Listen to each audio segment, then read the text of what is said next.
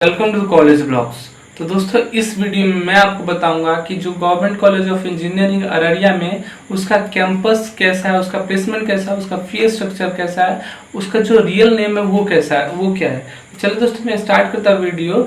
और स्टार्ट करने से पहले मैं आपको बता दूं, अगर आप इस चैनल पर नए हैं तो इस चैनल को सब्सक्राइब कर ले, वीडियो को लाइक कर दे और ज़्यादा से ज़्यादा शेयर करें ताकि मैं ऐसे ही वीडियो आप तक पहुंचाता रहूं। तो चलिए दोस्तों हम बात कर लेते हैं अररिया के बारे में, अररिया कॉलेज ऑफ इंजीनियरिंग के बारे में, जिसका रियल नेम जो है वो श्री फानेश्वर नाथ रेणु इंजीनियरिंग कॉलेज के नाम से जाना जाता है। ये जो नाम है आपको मेरे साइड इमेज पे दिख रहा होगा, एक इमेज है उनके नाम पे पड़ा है, जो एक महान राइटर मॉडर्न हिंदी लिटरेचर के थे।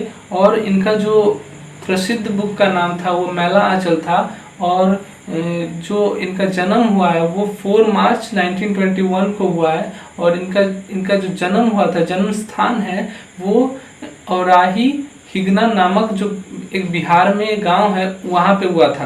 तो चलो दोस्तों मैं आगे बढ़ता हूँ और बताता हूँ कि इसका जो लोकेशन है, exact location of Phanishwar Nath Renu engineering college का वो कहाँ पे है। तो इसका जो एग्जैक्ट लोकेशन है बिहार के अररिया डिस्ट्रिक्ट में पड़ता है। तो आप वहाँ पे जाके इजली एडमिशन करवा सकते हैं।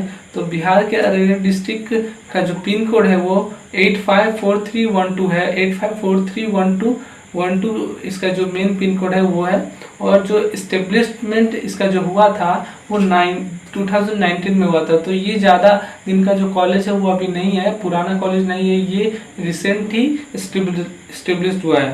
तो दोस्तों मैं आगे बढ़ता हूँ और बताता हूँ कि इसका जो ब्रांच है, स्ट्रीम है वो कितना है। तो इस कॉलेज में सिर्फ एक ही स्ट्रीम है जो बीटेक है। और इस कॉलेज में 4 ब्रांचेज हैं। तो पहले हम जान लेते हैं कि नंबर ऑफ सीट कितने हैं ब्रांच में और कौन कौन से ब्रांच है। तो पहला जो ब्रांच है वो इलेक्ट्रिकल ब्रांच है जिसमें 60 सीट है।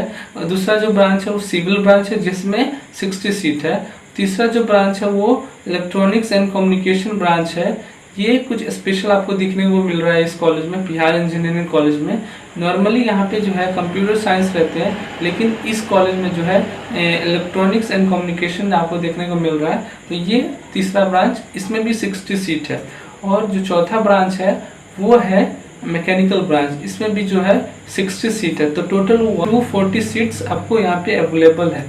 तो फिर बात कर लेते हैं इधर के फी स्ट्रक्चर के बारे में। यहाँ का जो टोटल हॉस्टल फी है, मतलब सिर्फ एक सेमेस्टर को वो 35,000 आपको पे करना पड़ेगा एक सेमेस्टर के लिए। और यहाँ का जो मेन फ़ी है जो आपको दिख रहा है मेरे स्क्रीन पे, यहाँ का जो मेन फ़ी है जैसे हो जाता है कॉलेज फ़ी, ट्यूशन फ़ी, ये सब आपको जो जोड़ के लिया जाता है वो एक सेमेस्टर का आपको 20,000 रुपीज़ यहाँ का पड़ जाता है। तो यहाँ का जो हॉस्टल फ़ी है मेन फ़ी से कई ज़्यादा है, मतलब 15,000 ज़्यादा आपको यहाँ पे करना पड़ता है मेन फ़ी, हॉस्टल फ़ी।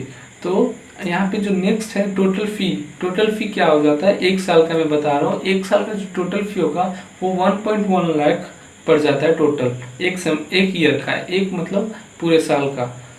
तो उसमें जो है आपको 2 सेमेस्टर कंप्लीट हो जाएंगे 1.1 लाख में।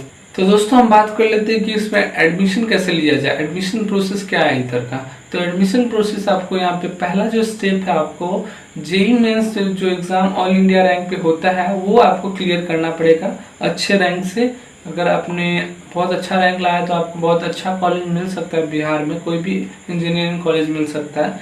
लेकिन आपने नॉर्मल रैंक लाया, इसके कट ऑफ के अनुसार लाया तो आपको इधर एडमिशन मिल सकता है। उसके बाद जो है जब आपने जेईई मेंस क्लियर कर लिया है तो उसके बाद जो आपको क्या करना है, आपको बीसीईसी पे एक जो फॉर्म निकलता है अंडर ग्रेजुएट के लिए, अंडर ग्रेजुएट इंजीनियरिंग के लिए, वो आपको फिलअप करना पड़ेगा। उसके बाद जो है आपको काउंसलिंग के लिए वहाँ पे बुलाया जाएगा। जब आपको कॉलेज अनाउंस कर दिया जाएगा, आपको कॉलेज चूज़ करना, पहले तो आपको काउंसलिंग में क्या करना है कि बहुत सारे कॉलेज आपको सेलेक्ट करना है। अगर ये कॉलेज आता है तो आपको यहाँ पे वहाँ काउंसलिंग के लिए बुलाया जाएगा।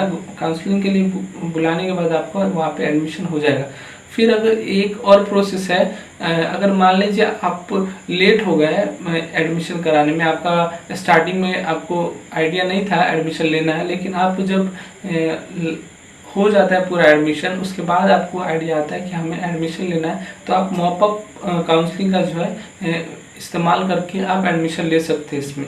मॉपअप काउंसलिंग जब पूरा एडमिशन ख़त्म हो जाता है और बाकी सीट बचते हैं कुछ कॉलेज में, तो आप मॉपअप काउंसलिंग के ज़रिए आप इस कॉलेज में इन हो सकते हैं। तो यहाँ पे बात कर लेते हैं कि प्लेसमेंट के बारे में। तो इस कॉलेज का जो प्लेसमेंट है, अभी तक एक भी जो सीनियर्स थे वो पास आउट नहीं हुए हैं, कोई भी बच्चा पास आउट नहीं हुआ है इस कॉलेज से, इसलिए मैं इस कैंपस के प्लेसमेंट के बारे में नहीं बता सकता हूँ। अभी मेरे पास कोई भी आइडिया नहीं है इस कॉलेज के बारे में, इसके प्लेसमेंट के बारे में। तो चलिए दोस्तों आगे बढ़ते हैं और जानते हैं कि यहाँ की फैकल्टीज़ कैसे हैं।